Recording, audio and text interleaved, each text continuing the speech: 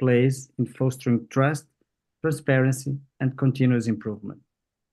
In the face of adverse events, honest and open communication is not only ethically imperative, but also a cornerstone for building and reinforce a safety and just culture.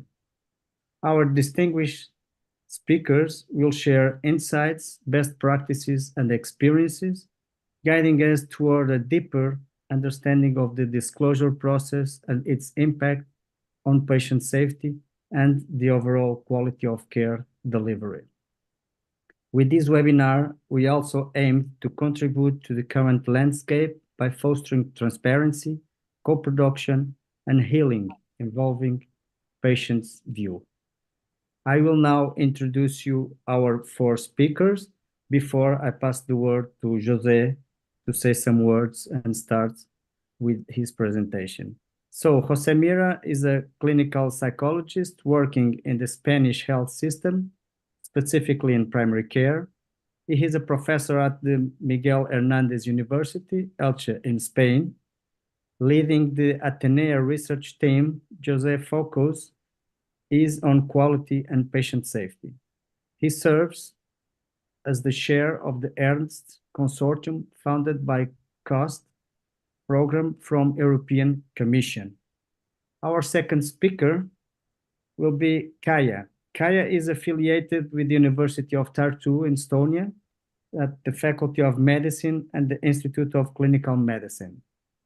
As an associated professor in internal medicine, Kaja brings extensive teaching and research experience in healthcare quality and patient safety. She is a member of ISQA and holds the designation of ISQA Fellow. Currently, she serves as a management committee member of Cost Ernst Action. The third speaker is Wendy. Wendy is affiliated with Patient for Patient Safety Canada and Queen's University, Kingston, Ontario. With a nursing background, Wendy has had an extensive career in healthcare, ranging from teaching to holding senior administrative positions. She served as the past president and CEO of Accreditation Canada and is currently a member of several healthcare boards. Wendy plays a vital role in the leadership team of Patient for Patient Safety Canada and serves as the co-chair of the Mutual Healing Program Working Group, a partnership between Patient for Patient Safety Canada and Healthcare Excellence Canada. Additionally, Wendy is a member of ISQA and holds the title of ISQA Fellow and Expert. And finally, Diane Audin. Diane is a psychologist by training, is a healthcare wellness and patient safety consultant. She is the owner of Diane Audin Consulting, and Diana takes on the role of lead consultant in the Mutual Healing Program Demonstration Project at Healthcare Excellence in Canada. And she also collaborates with the Shame and Medicine Project in UK, and is also a collaborator with WellDoc Alberta. So saying this, I will now pass the word to José to say some words and to start the presentation. José. Thank you so much, Paulo. Thank you so much. Well, it's my pleasure to participate in this webinar, and thanks to COS for funding this type of activity in which that Paulo explained before. We want to share the word about the importance of open disclosure and some ideas and some innovation that we can use in our daily practice. Well, in this short presentation, I would like to introduce you in the paradox in which patients and professionals agree that there is a need of information, a clear information, honest information after an adverse event, after any safety incidents, but at the same time, not always the right information is provided. Many times there are barriers, there are some worries, there are fear as well, and in some cases, patients are not receiving this type of information. in this case, in some studies, if we are able to review the result of the research on open disclosure, there is the frequency of open disclosure in the case of physician is about 60% and 30% in the case of nurses. This is the figure of professionals that are sharing with us that they have some experience in open disclosure and honest information to the patient after an adverse event. But at the same time, there are only a few professionals that have the experience to apply, to use some guides to introduce patients what happened during the adverse event. Really, studies are suggesting that only near to 40% of the patients who are receiving acceptable disclosure. So these type of figures, I think, are inviting us to think what we are doing, what we can do, and to learn about some good experiences in some countries, because there are international guidelines, there are some suggestions, and in this webinar, my colleagues are introducing you in specific aspects that you must consider when you are taking with this situation. Open disclosure currently is not internally protocolized in our healthcare facilities. So less than 50% of institutions recognize that they have guidelines of some protocols, of some recommendation from their professionals. So we have a challenge, and we need to face with this challenge in order to improve not only the information, also the caring that we are providing to our patients.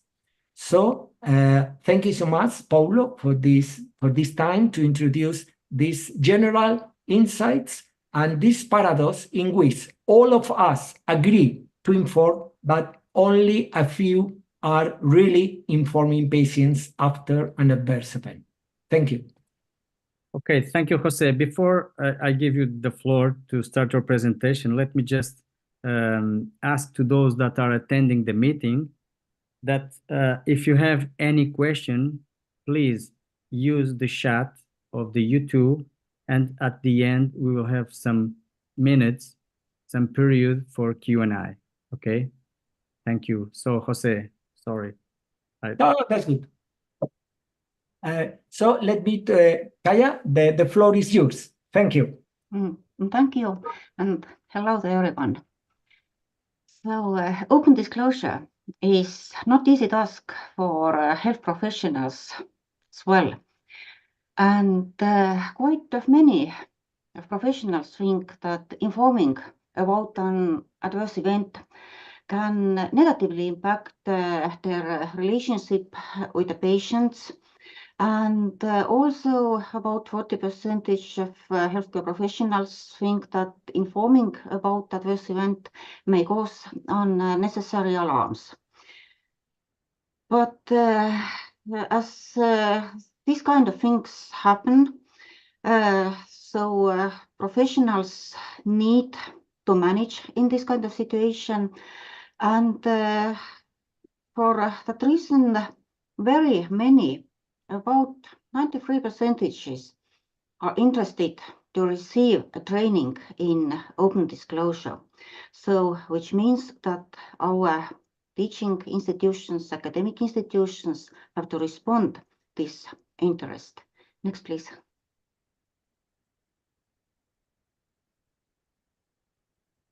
And health professionals have different fears regarding that open disclosure. If that adverse event happens, then it's anyway very unpleasant situation. But performing the open disclosure to the patients, the professionals may be afraid of being sued.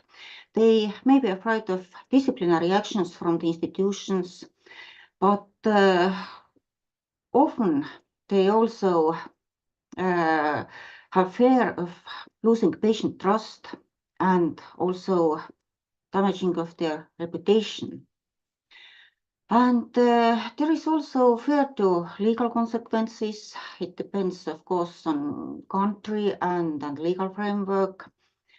Loss of professional prestige, but there is also fear to apologizing to the patient and attitude and response of directives. So the next, please.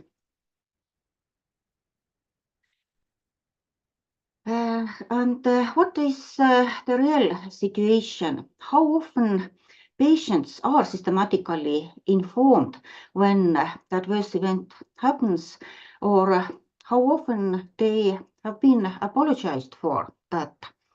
The very recent study from 27 countries suggests that only in a few countries there is a legislation and professionals have the duty to inform the patients.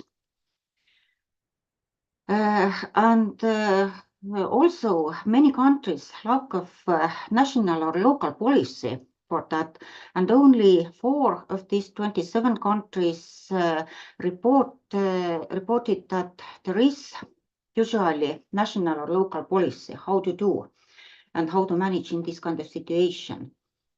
And mostly the open disclosure depends on the initiative of the healthcare professionals, which means that open disclosure, informing the patients and apologizing for adverse events depends on how well professionals are educated and how much they want to do that. And it is quite rare cases of open disclosure. So that means that this situation is not so good as we would like to have. Next, please.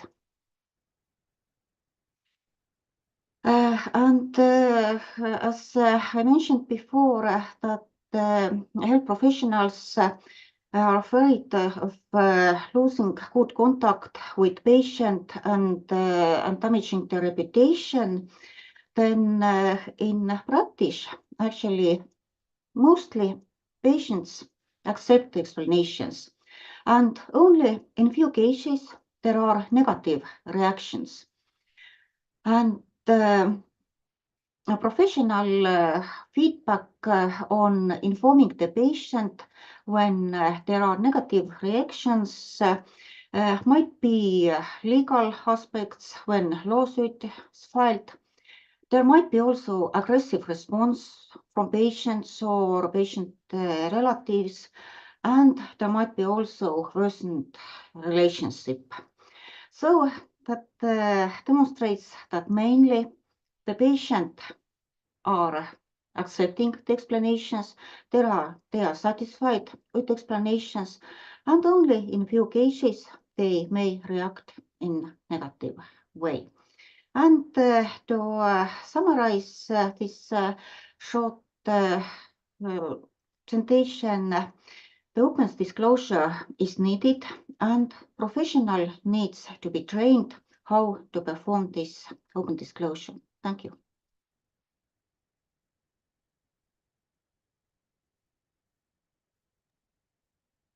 Okay, well, thank very much. you very much. Kaja, so Wendy, the floor is yours.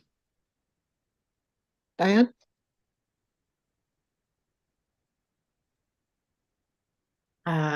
Yeah, I'm Diane Audin. I'm a consultant with Healthcare Excellence Canada. And Wendy is, as we mentioned, is a co-chair for Patient Safety Canada. And we're going to talk about a project today about healing after harm and healing together after harm. But first, Wendy, you're going to talk about the patient's perspective about disclosure. So you go ahead. And I'll just emphasize that this is a partnership between Patients for Patient Safety Canada and Healthcare Excellence Canada. So from the patient's and perhaps the family's viewpoint, during disclosure, there's 3 major qualities, values, if I can use that word, that must be in place for disclosure to be effective. as identified here, the first one being empathy, allowing the patients to express how they feel and acknowledging their emotions. Second is honesty, explaining what actually happened, and I'd also use the word transparency here, and providing direct answers to the patient's questions, and then effective communication, showing a genuine interest in the patient, using nonverbal communication and effectively, such as eye contact, and ensuring the patient has understood what is being explained. And again, I'll say patient and family, because often there'll be a support person with that individual when that discussion occurs. So from the patient's point of view, disclosure from the patient's point of view, while empathy, honesty, and effective communication are essential components to achieve the desired outcomes of disclosure, in reality, other patient reactions may be at play. After harm, there are formal processes in place, sometimes, as Kaja said, not always, to deal with disclosure and incident analysis. In some organizations, there are peer support programs to help healthcare workers through the emotional experience of the incident. However, too often patients and families are left to deal with their experience themselves, and they're actually left behind. And so from the patient's perspective, and as noted on this slide, disclosure may seem just to be a formality, perhaps even tokenism. They're not necessarily getting all the answers. It may be less than satisfying. And as we know, there's potentially that power dynamic between the patient, family, and the healthcare provider. And there's not necessarily a genuine apology, or perhaps no apology at all. And as we know, apology does not imply guilt. Apology means recognition of the situation that has been experienced. But from the patient's perspective, disclosure can be less than satisfying, depending on how it is handled. Next slide. We at Patients for Patient Safety Canada recognized this gap in care and support and endeavored to explore how best to help patients and their families after harm. Patients for Patient Safety Canada members understand how powerful it is to have a proper discussion and dialogue with those involved in the harmful incident. And there's no question that I think we all, those of us who have lived an experience of harm, appreciate this significant gap. I had a significant incident in my family, and disclosure basically was non-existent. We got no explanations. And I think because there was concern of legal proceedings, the hospital and the healthcare providers literally disappeared, went into a cocoon and shared no information, a major gap. So the seed for this program we're going to share with you, the seed for this initiative was planted in 2019. However, it took until May of 2021 when we had the first meeting of what we called the Healing After Harm Working Group. And for that, I've been co-chair. We started down the path of understanding restorative justice, restorative approach. We educated our working group over the course of a year or more. And as you know, restorative justice has strong Indigenous roots. We had dialogue with experts from New Zealand who are quite far along in that area, which was very informative. Then, serendipity, Diane Audin's research was completed. And we became aware of this and its natural synergy or complementarity to our Healing After Harm focus. Perhaps it was not restorative justice or restorative approach we wanted, but to build on Diane's research and develop a mutual healing after harm project. This would have to be done right, otherwise there could be further damage to both the patient, family, and the healthcare providers. Next slide. Thank you. This slide is just to show you where the mutual healing program discussion fits within the whole instant analysis process and in the timeline. So you'll see, I mean, we know everything is not necessarily linear, but we start with initial disclosure, and there should be some acknowledgement to the patient family within the first short time frame. We're saying up to 48 hours. There's likely a quality review process, an instant analysis undertaken. Then there will be another disclosure meeting, which is more formal, post-analysis, share with the individuals what the findings are, what's going to be done so this will not happen again or to another patient and family. And then we go into whether or not there's an expression of interest by the patient, family, and or the healthcare provider to actually meet together and share how they feel about what happened, which is the step we're getting into, which is not always able to happen. And thus the mutual healing conversation, which you're going to hear more about now, comes after all of that has occurred. So the mutual healing conversation is not about disclosure. It's happening following disclosure. Next slide. So I'm going to speak to the patient family side of this slide, and then Diane will take it from there. So as has already been mentioned, and Jose and Kaja shared some of these comments, there's been emotional trauma when the incident occurs. In addition to the physical trauma, there's emotional trauma, and the patient family may feel bitterness, grief, anger, distrust, the risk of re-traumatizing. If we don't handle the follow-up and disclosure well, we can re-traumatize or make it worse. Betrayal, there could be resentment, and there could even be hostility. And we really have a psychologically unsafe situation that is evolving. So I'll turn it over to you, Diane.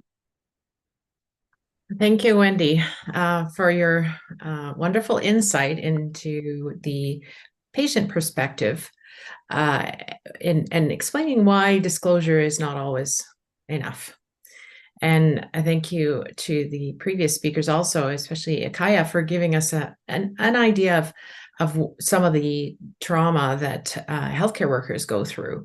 I'm going to summarize it here and maybe take a more emotional side of what happens.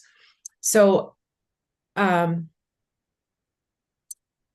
on the one hand, you see the patients are feeling a lot of trauma, and on the other side, the healthcare worker is feeling can feel an intense amount of shame, whether or not they are responsible. Even they don't necessarily have to be responsible, but they feel responsible. So that shame is a very intense and very difficult emotion. As you know, when you feel shame, you withdraw, you feel suddenly you're not good enough. You're not the doctor, you're not the nurse that everybody thinks you are and that you thought you were. It's about you. It's about you have failed as a person.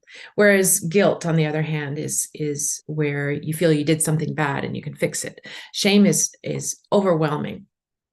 So you avoid people, definitely want to avoid conflict. This is why you want to avoid the patient. You're afraid of them being angry at you. You fear your loss of job, possibly. They're going to find out that I don't know what I'm doing. They're going to fire me. So there's a lot of distress and anxiety, even depression, fear of litigation. Kaja mentioned that earlier. So all of these things are happening. And there's really no natural opportunity for the two parties to come together. Sometimes it happens naturally, but I think in very, very rare cases. But because of this psychologically unsafe culture, it's very difficult for the two parties to come together. And I do want to mention also, just as an example, one of the research patient partner researchers on my team talked about how he went through an adverse event when he was on the operating table. The resident who was there injected the wrong medication, and he actually died on the operating table. His heart stopped. They were able to revive him, and they brought him back to recovery and disclosed the situation right away, actually. So let him know that, the wrong medication was administered, but, they were able to recover and no harm done. One of his first things that he said was, I'd like to meet the resident who made this mistake so that I can tell them it's okay to say, I forgive you, you're human, I don't want you to live with this. I don't want this to ruin your career. But they wouldn't let him. I mean, maybe it's a case where the resident was so traumatized, they weren't ready to talk, but what an opportunity to really just get that opportunity to talk and say it's okay. And they never did meet. So that's the kind of thing. It doesn't necessarily, even if both parties might want it, it doesn't happen naturally. So next slide, please. So just to explain this mutual healing, it's all about bridging that divide and trying to create a safe culture, and is based on what I'm calling mutual empathy. In a study that we did in 2020, we found out that on the one hand, patients feel a great deal of empathy, just like my patient partner did, for the healthcare worker. They understand what the healthcare worker must be going through. They understand that trauma. So they have empathy for the healthcare worker. And on the other hand, of course, the healthcare worker has empathy for the patient, knowing what kind of grief, what kind of trauma they're going through. But they don't know that about each other. So it's an unknown feeling that they have towards each other. So because they don't know this, again, it doesn't happen naturally. So what we're trying to do with the work that we're doing is to make it happen. So the next slide. And this was inspired partly by a member of Patients for Patient Safety Canada, and many other members obviously had a lot of input and expertise about this situation. But one particular inspiration was an individual whose mother died because of a medical error, and she grieved. She was traumatized by the whole event. It was investigated, and it found out that the hospital was responsible. That there should have been the hospital was responsible. It was a grave system error, and she really wanted to meet up with the pharmacist in the hospital. And as it ends up, the pharmacist also wanted to meet her. So they got together and were able to talk about how they felt, their emotions, what they went through. And what this lady says, her name's Deborah, she said it was the first time she really started to heal after her mother died. And the same thing for the pharmacist. He really felt he could start healing. Even though he wasn't the one who administered the drug, he felt responsible, and he felt that it was his duty. It was his duty to make sure that there was no mix up with drugs. So mutual healing explained. All it is an open and honest conversation about one's emotions, so that the family can talk about what they went through, the healthcare worker can talk about what they went through, and so they understand from each other's experience what it was like, and they're able to apologize if that is what the healthcare worker wants to do. The patient can forgive if that's what they want to do. It's facilitated. What we recommend is that it be facilitated by a third party, someone who has experience in this kind of situation, maybe a social worker or a psychologist. I'll talk a little bit about that later, but someone who can mitigate the risk that Wendy was talking about. We don't want further harm. We don't want this to be a case of big angry conflict that will only cause further harm to both parties. So it's an opportunity to heal for both patients and their families and healthcare workers. And as Wendy pointed out, and we're very clear about this, it's not replacing disclosure or incident management, but it's integrated. And usually, well, it has to be after the disclosure, because this meeting is not about the facts. It's not about explaining what happened. It's about the emotions. So the next slide, please. So we are currently from the study, we had a working group with Patients for Patient Safety Canada. We built the knowledge around that evidence and built a program or a template for a program that we could pilot. And finding the right pilot partner was difficult. As you can imagine, and you're probably all thinking right now, what about this? What about this? There are a lot of ins and outs about actually implementing this kind of a project in an organization. So finding the right pilot partner who was willing to engage with patients, was very committed to engaging and committed to wellness for healthcare workers, committed to transparency, that Wendy talked about. So it's very difficult, and especially during the pandemic, we had a partner we were going ahead with, but then pandemic happened, and then also just as a result of that, and our health system right now, there's a lack of resources already. So introducing a new program into the mix is often very difficult. So there were, and burnout in healthcare in general. So it's very difficult to introduce something that is not clinical care, right? So we did find a partner who had all those qualifications, and we're still working with them on this, working out how to collaborate, how to work together to make this a successful project. So these other bullets are really just to give you a sense of other elements that we must have in place. The facilitator was a key person and a key element to this, to make sure that facilitator really understands the trauma, the ins and outs of patient safety, incident, disclosure, and that kind of thing, but also has an idea of how to mitigate risk in a potentially conflict conversation. So we did select a facilitator who's a social worker who has a background in patient safety. So that is really key, making sure you have the right facilitator, and making sure we send out the right message. Obviously, you have to be very clear about what it is you're doing, because this is brand new.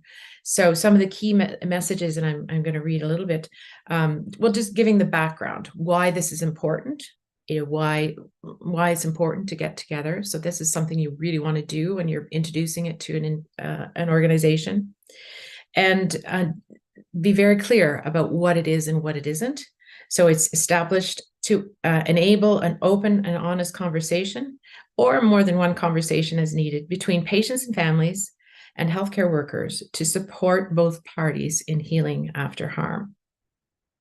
So the types of incidents that are eligible are those where the harm actually reached the patient, because we know there can be a lot of incidents, the near misses, it almost happened, it almost caused harm. But what we're focusing on for now are those harmful incidents where they reach the patient, and where disclosure and incident management have been initiated. So that's a key message. You want to make sure they understand that it's not replacing disclosure. And really important is that it's optional. So it's not something that you can force somebody to be, because getting to the exclusion and inclusion criteria as far as who is eligible or who would be best served by this kind of project, the participants really have to acknowledge that there was unexpected harm. So if a healthcare worker goes in there and doesn't really believe there was harm, this conversation is not going to be useful. So on the one hand, patients and families need to believe that an open, honest conversation will help them in their journey to heal. Same thing with healthcare workers. And it should be, by the way, healthcare workers who feel a personal responsibility, not necessarily are responsible. It's often a system error, but they feel a certain responsibility for the harm caused to the patients, and they have to be involved. It's not a CEO of the hospital necessarily. So, and they also believe that open, honest conversation will help them in their journey to healing. So they have to acknowledge there was unexpected harm, be open to experiencing a mutual healing conversation, and it has to be optional. So those are the criteria for the type of person you're looking for when you're having these conversations. And we will be doing an evaluation of the program to learn from, evaluating as we go too. So, might make changes along the way, but evaluating to see does it have value? Did it help both parties heal after harm? And then after that, we hope to expand and spread the word and provide some guidelines on how to introduce this to other organizations. And next slide is just some resources. And I expect that these slides can be shared or they'll be online so that you can look to these resources. The first one is the study that I mentioned earlier. The second is just a blog with the Shame in Medicine Project. The others are resources within Healthcare Excellence Canada that really tell more about the patient's point of view on why it's important to engage patients in disclosure and in healthcare. I don't know if, Wendy, you wanted to talk about any of these, but they're there for you to click and read. Oh, that's fine. Thank you. Okay. All right. So that's it for me. Okay, thank you very much to the four speakers for your outstanding presentations and for sharing your knowledge and experience in these areas. I think we can see here in this slide, these 5 points, in my opinion, reflects the core of what we have been presenting and discussing in the last 45 minutes in this webinar. And I would like to ask to each of the presenters if you want to add something or highlight any specific issues regarding one of these points. And at the same time, I'd like to ask to Alejandro if we have any question in the YouTube chat. If yes, please, you can share with me and I can ask to the presenters. Okay, Paulo, you have it in the chat. Okay, so we have one question from Liliana Escobar. And she asked, are you familiar with any training system for healthcare personnel to better prepare them for handling these situations and there be reduced negative reactions from the patients and their family? A very interesting question. Actually, I don't know if one of the speakers or two or all of you want to say something regarding this. Well, I don't know. I'm sure that our colleagues from Canada or Kaja have some very good ideas and experience. First of all, Liliana, I'm Jose Mira from Spain. It's my pleasure to meet you again. Thank you so much for following this webinar. It's a pleasure to know about you. Well, I agree with Paulo. This is the core question, because of course the people who have the key to the open disclosure are the professionals. So if they are not able to open this procedure, maybe this is the main barrier and the main challenge in our organization. Specifically about your questions, there are some structured training for professionals. Of course, this is not a guarantee that all the meeting with patients are right, are good, and are happy for both. But at the same time, I think it's the best manner to train and to overcome the natural fear of barriers of worries about this situation. But I would like also to include, I am not if my colleagues in this webinar agree with me, but your question, Liliana, is depending of the legal scheme as well in our countries, because it's not the same in the countries that there is a no-fault system that in others in which we must go through a litigation to compensate the patients or the families. This is the situation in your country, like me in Spain and in many others in Europe, but it's not the same around the world. There are a few experiences, and I think that the training and the duties for the professionals must be taken into account the legal scheme that are around the compensation for patients. But at the same time, I think that the experience from our colleagues from Canada is excellent, because it's, at my best knowledge, is the most innovative manner to cope with this situation. And in this case is to promote, to talk, to open, talk about the emotions and about the situation, to meet an encounter between patients, families, and professionals. So I think that we need to consider several guidelines. I need to consider some legal schemes, and of course, to design a training to support professionals to open and honest information after adverse events. I don't know if my colleagues of this webinar want to amplify this response. Wendy, please, you raise your hand. Yeah, thank you. Yes.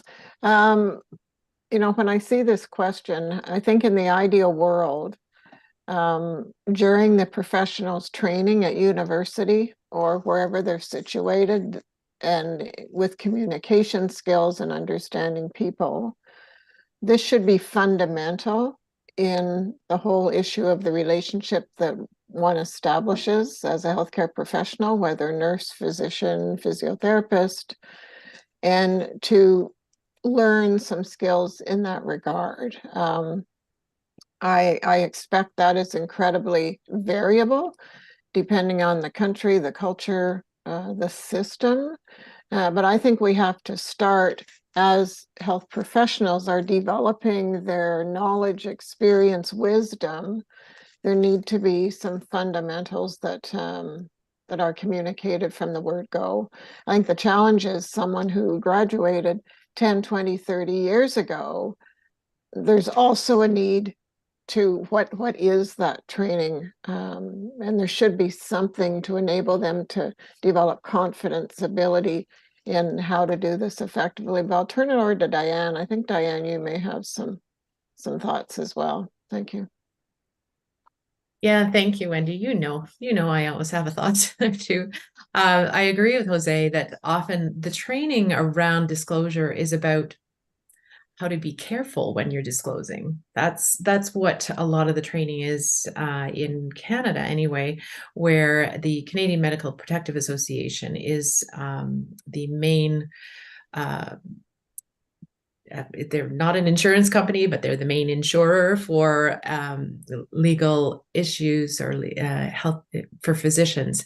And they will say, you know, when you're disclosing, make sure you say you're sorry, but don't take the blame. And here's some things you can do, which is helpful for the physician, but not always for the patients and families, because as Wendy was saying, and there's that genuineness that you're missing when a physician or a nurse or a pharmacist is being very careful. So on the one hand, you have that training. And during my research, I did not find a training program for how to talk to patients after harm. This is very relevant. I'm glad you asked the question. And this is part of what we want to develop for the mutual healing program. But if I do have some, I'll forward it on to the organizers, and hopefully they can forward it on to you, because I have something in my head that I did find. So I will try to do that after the webinar.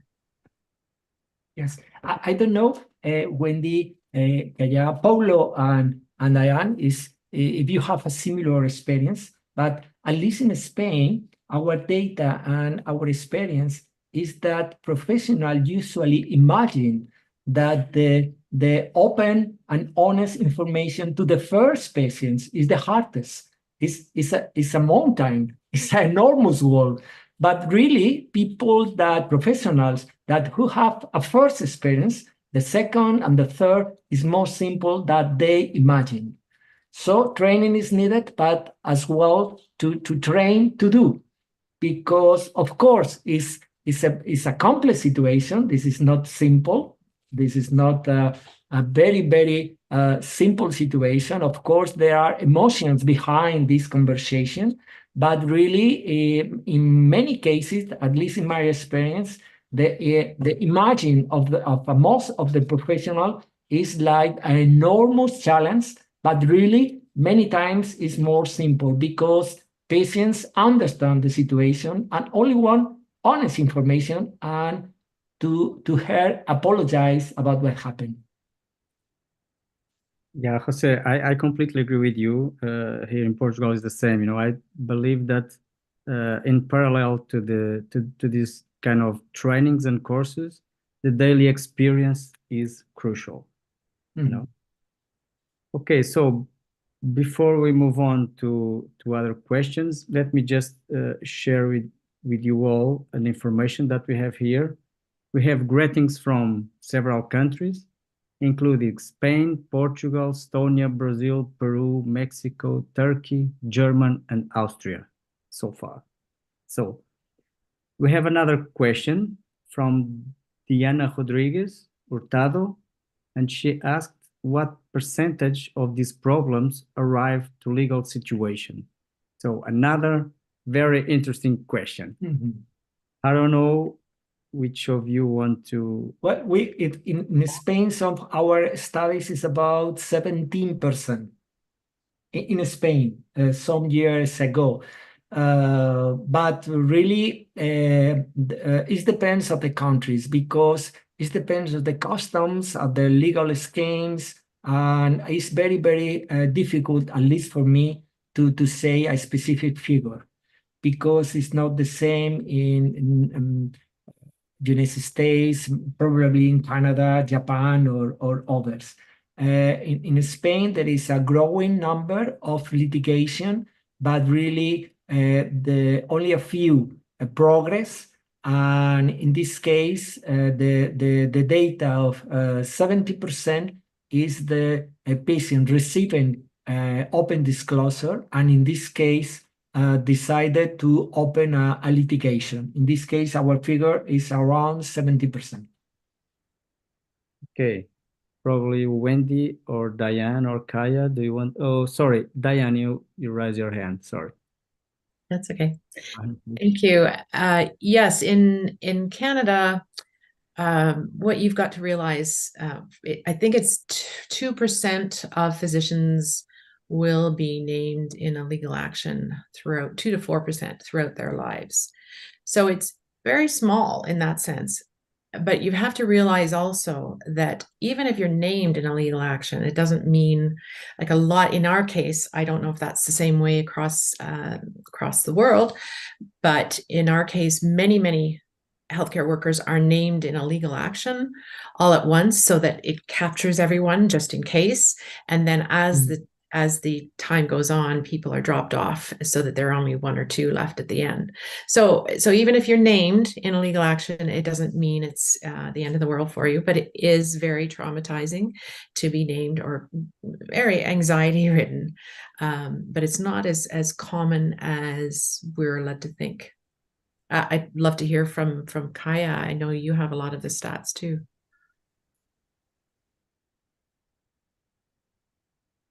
Yeah, speaking about Estonia, we don't have reliable data about that because we also don't have a formal open disclosure system, and I think we believe exactly to this part of health professionals where it depends on the institution and health professional how all this process is organized, because there are no common guidelines.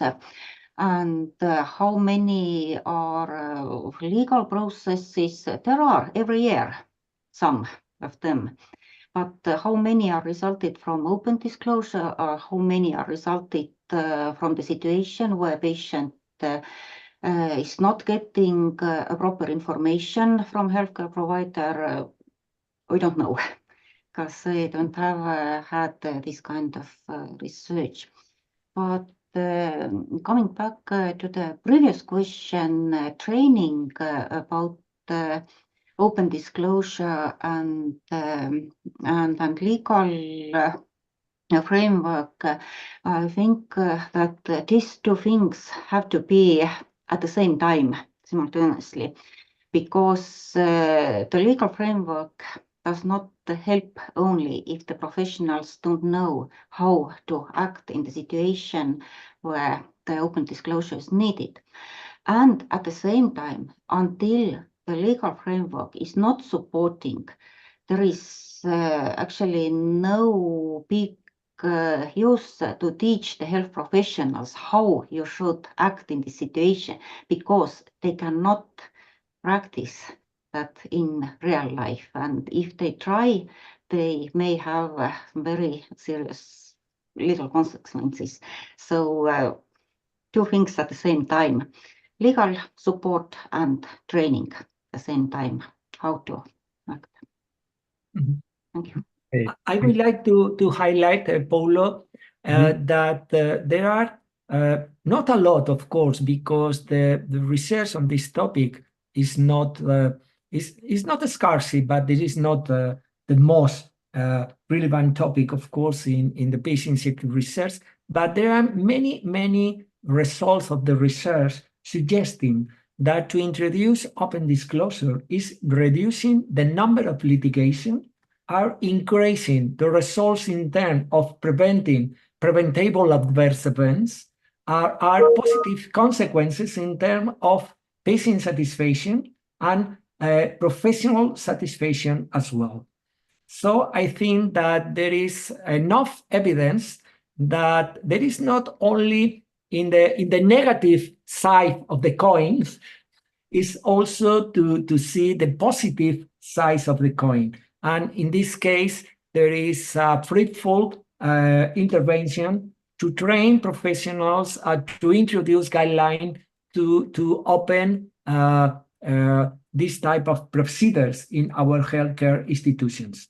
And maybe this is related with other of the question on the chat from Veronika Pakutova from Slovakia, because this is as well a very key question. And what we can do to introduce open disclosure, because it's a procedure that maybe is directly related to the patient safety culture in our organizations. So I think that it's not only to introduce disclosure, in my opinion, because disclosure is part of the culture of the organization. Of course, we can introduce a mandatory guideline, but in this case, the attitude of the professionals might be to be defensive and not proactive. So maybe we need to think in terms of culture, but I don't know, Diana, Wendy, Kaja, Paulo, what are your thoughts about this question? Well, let me just say that in Portugal, as in Estonia, we don't have reliable data regarding this, but we have some very good experiences in disclosure information after an adverse event in some hospitals, but it's not generalized to whole hospitals or healthcare institutions across the country. I don't know if you should move to the third question. or if you want to add something regarding this last one. No? So we have a question from Jose. I think you already mentioned this third question from Veronica. Yes, yes. But let me put that as Veronica asked us here, and how to manage a situation in which healthcare workers or family are reluctant to open disclosure information. Wendy? I'll jump in and then I think look to the rest of you. But I want to pick up a point that Jose mentioned, and that is culture. And the culture of the organization is absolutely critical to enabling this to happen. You can have healthcare workers who are prepared to disclose, who perhaps have the personal skills to do so, et cetera, et cetera. But if the culture of the organization is or is not focused on patient safety, transparency, openness, providing support where needed to both patients, families, and the healthcare workers, then it's going to be an immense problem. And the overall culture of the organization, so that goes to the board, the body that actually is responsible for the hospital or the clinic or whatever it is, to the CEO, the chief medical staff, head of nursing. What is that culture of safety, and how do you know if it's present or not, and how do you develop it and nurture it and sustain it? So the culture of an organization, to me, is fundamental to being a foundation, but also a support system to enabling this to happen. And this can't be done without, it can be, but it's not going to be as effective as if the culture isn't brought along. I'd like to probably default to Diane if there's reluctance here, because I know that was a discussion we've previously had. Yeah, for sure. So when you talk about culture, it's not necessarily the CEO saying we have a just culture here and it's open. It's actually that those personal conversations maybe a supervisor has with the nurses to say, when we make a mistake, everybody makes mistakes, and I've made a mistake myself, and you're not necessarily to blame. It's often a system error. So don't be afraid to talk about it, because we will talk about it together. We won't blame, we won't judge. So it's that supervisor creating that culture, and perhaps the director of that supervisor creating that culture. So it's something that grows organically from conversations, not necessarily something that comes from way above. And the other thing you were mentioning about if they're reluctant, I think you mean like if family are reluctant to have these conversations, it may take the families a long time to be able to go back. They might be so immersed in their own grief that they can't handle having that conversation. They're not ready to face the healthcare worker who might have harmed their loved one. So it may take years, but I think the organization has to be open to that, to say, okay, you're not ready now, and that's fine, but please come back to us anytime years from now if you still want to have that conversation. Same thing with the healthcare worker. And the example I mentioned earlier with the healthcare worker resident who maybe wasn't ready to talk to the gentleman whose heart stopped during surgery. It is just too traumatic to be able to talk, but maybe 5 years down the road, he would have been ready. Those are my 2 cents. No, I fully agree with your thoughts. And it is very curious, because if we are thinking that we have some questions from Latin America, some questions from different parts from Europe, our speakers in this webinar are from both sides of the Atlantic Ocean, and we are talking in the same language. We are talking about the same things, and this is a human factor behind our conversation. So some of the questions that we are receiving is regarding this human factor and how to overcome these natural barriers, but is at least almost mandatory for the professional healthcare workers, because it's an ethical point of view to open an honest information about what happened. So, but it's very curious because it's a lot of people talking about the same from many different parts, different national culture, different legal framework, and in many aspects we are talking the same music. So it's very curious. Thanks. So Jose, taking in what you have been saying, let me tell you that reinforce that we, even though we are from different countries and even different continents, we are sharing here the same problems, which means probably that some solutions could be applied to different contexts. And so these kind of webinars and these kind of sessions are very important for us to learn each other, to learn from each other. Before we move to another question, I agree with what Wendy said regarding the crucial role of safety culture, but I would like to ask if the health literacy level of patients also could imply in the way of the disclosure should be done. What do you think about this, Wendy? Well, I would say, first of all, that I think how it's done is going to vary probably in every situation. There might be, whether it's impacted by culture, whether it's impacted by the nature of the people involved, whether it's impacted by that patient and family and the type of incident. So I think no two disclosure. I think the goal of disclosure is fundamentally the same, and the intent is the same. But I think the how, I think definitely you have to be sensitive to what's the appropriate manner in this situation. Understanding, I mean, just going in and speaking to someone, you need to understand their background a bit. You need to hopefully have spoken with them previously and have a bit of understanding and rapport with them, etc. So I think to me, there's not a magic bullet. I think it's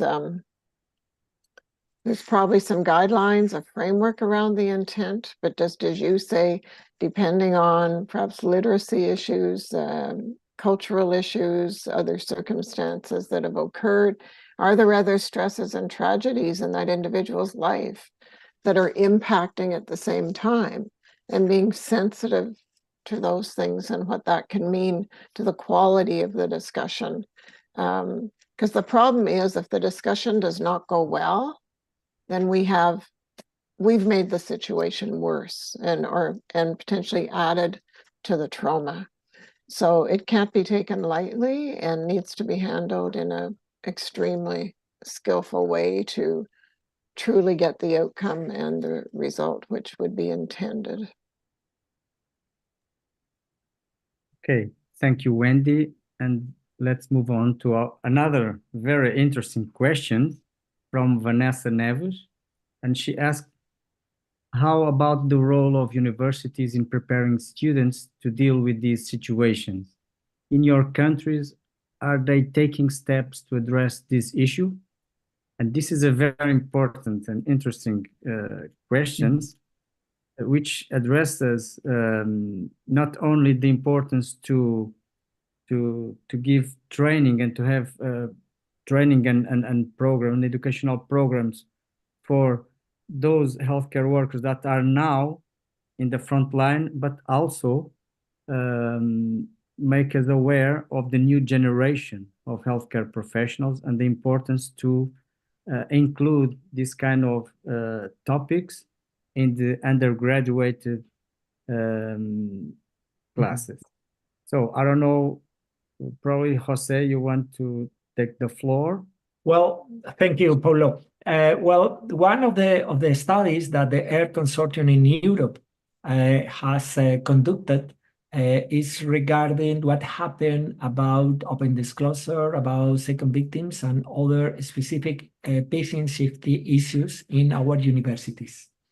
In this case, unfortunately, the results are not so good, and there are some clause, and we need to improve our approach in our universities. My experience in this case, I am professor in a medical school in the Miguel Hernández University in Alicante, and this week there are 3 sessions in which many of my students are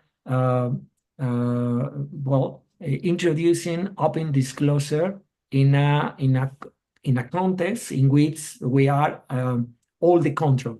I use usually actors to simulate patient professional encounters. Actors are trained to ask in different manners to represent a typical situation in which professionals must inform patients about adverse events.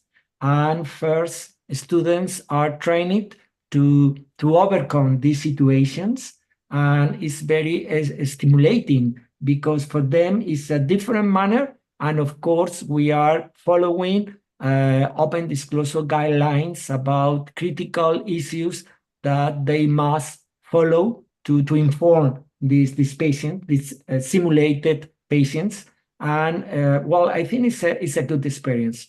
My experience with this type of approach is very positive, and they understand and introduce themselves in how to introduce honest information to the patients. They represent a typical situation, surgery, in ambulatory appointments, and so on. So I think it's great. But really is I think that is not very common in many universities. But it's my experience. I don't know in other countries.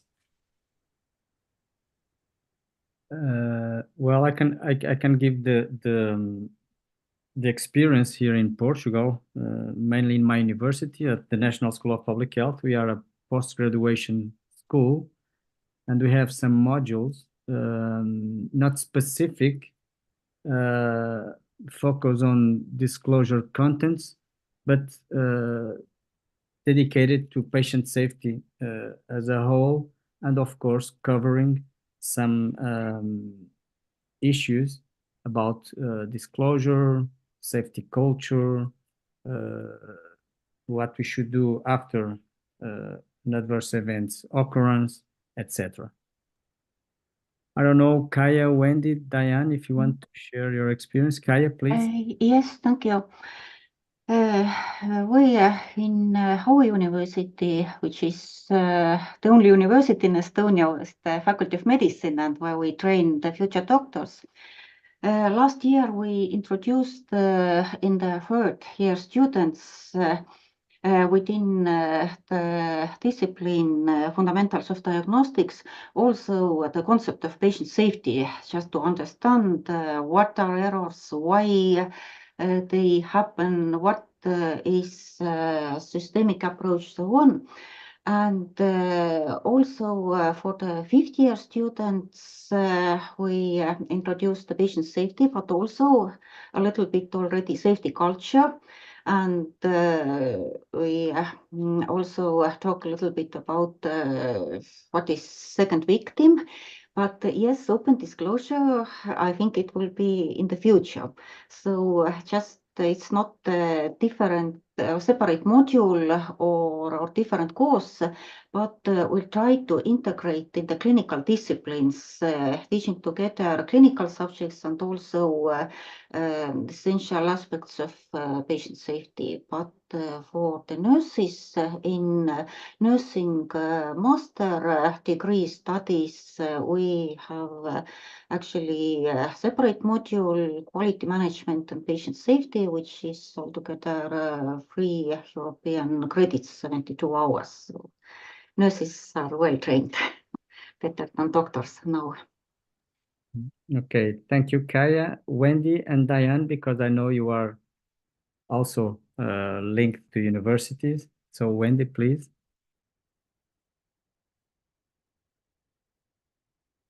Get myself off mute, sorry about that.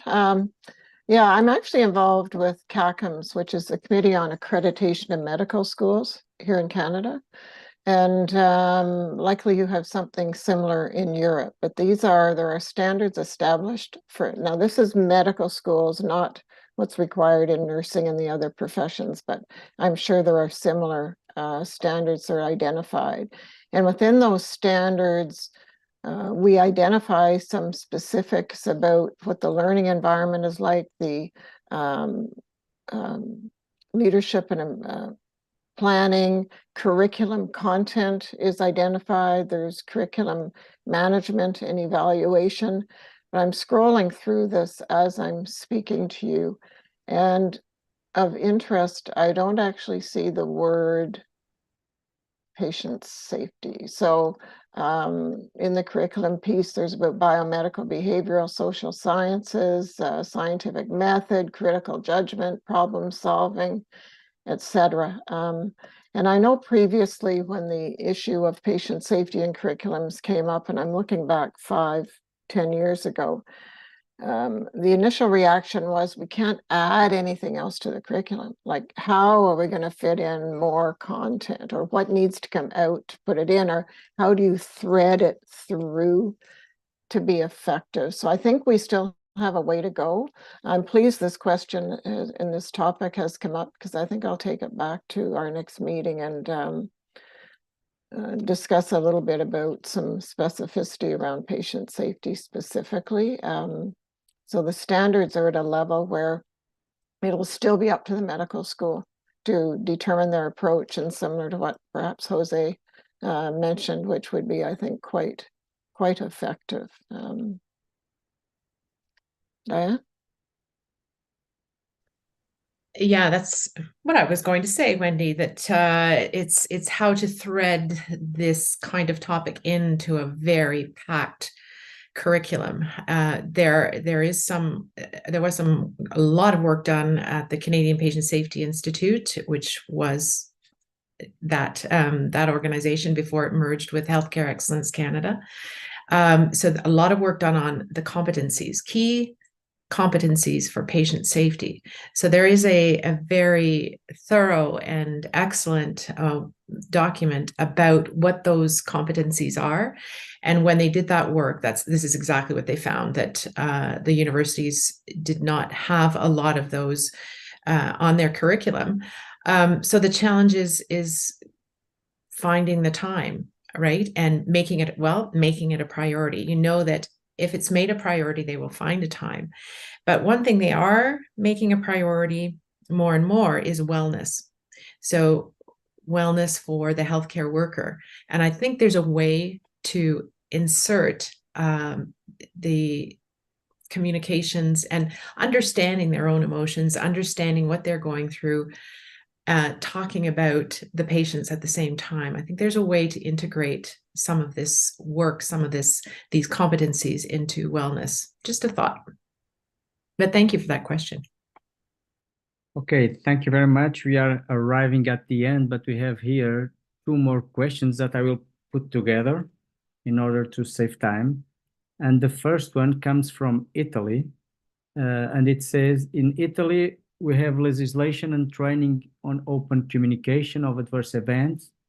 We still lack education at the pedigree level, and workload is a barrier. So this is one question. The second one from Diana Rodriguez is, what is the role of the auditory office of the hospitals in front of these situations?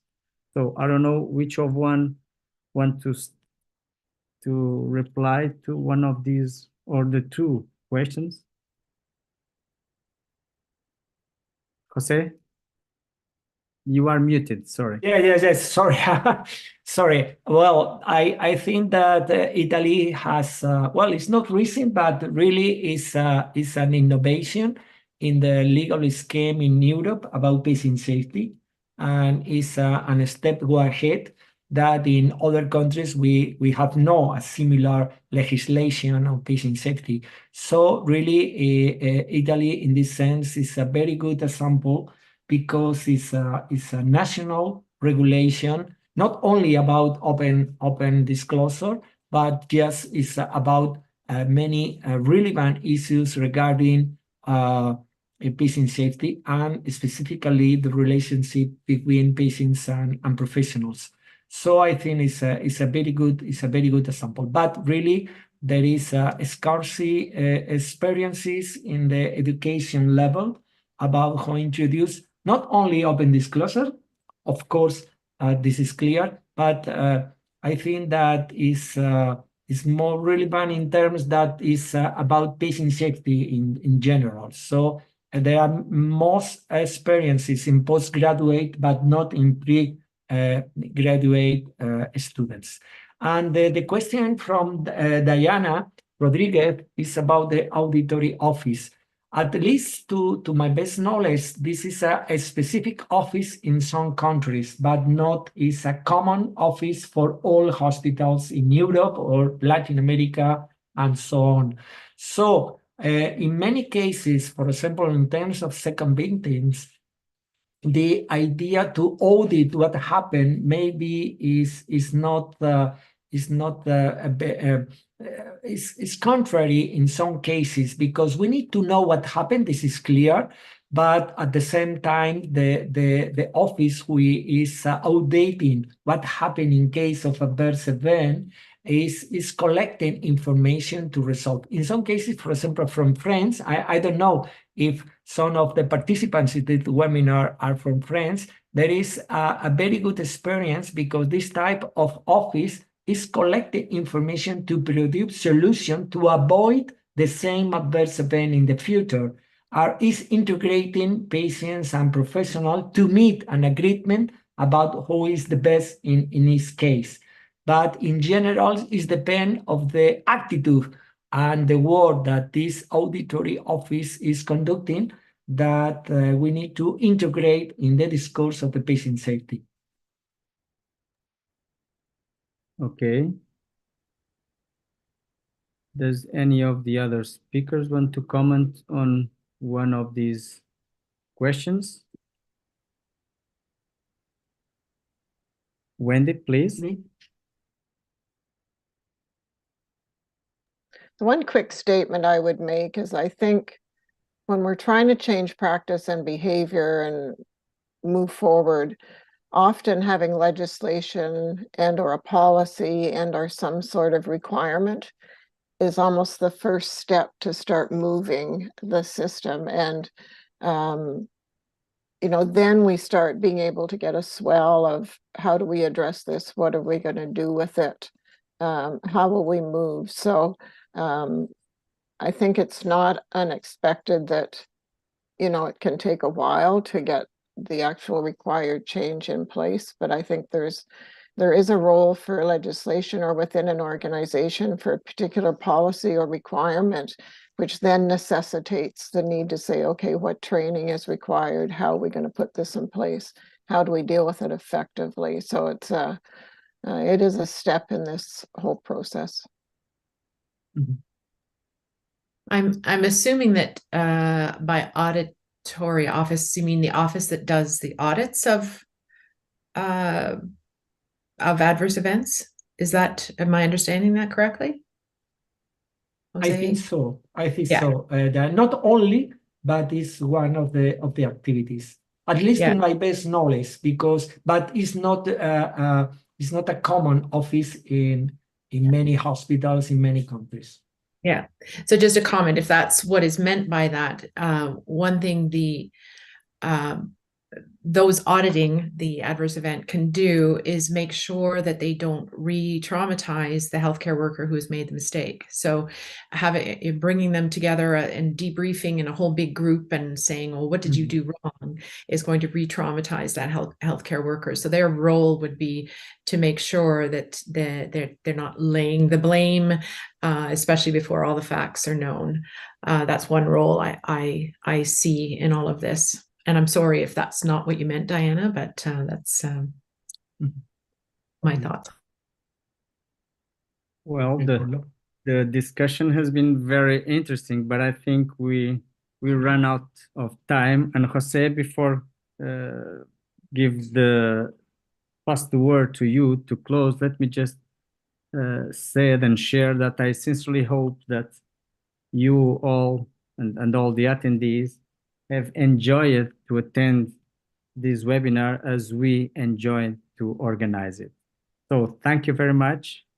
Wendy, Diane, Kaja, and Jose, from my side, thank you very much. It was a pleasure to be here. I learned a lot in this webinar, and now I will give the floor to Jose, and thank you very much for inviting me to this webinar. Paulo, thank you so much. Kaja, Diane, and Wendy. I fully appreciate your contribution, your time, and your experience and expertise standing with us during this webinar. On behalf of the AIR Consortium, I would like to say thanks to the COS Association for funding this webinar, to all the attendees to follow this type of activities that we are organizing with the idea to improve the quality of care that the patients are receiving in our countries. So thank you so much to all, and just to invite you to follow our activities in the future. Thank you so much. Bye-bye.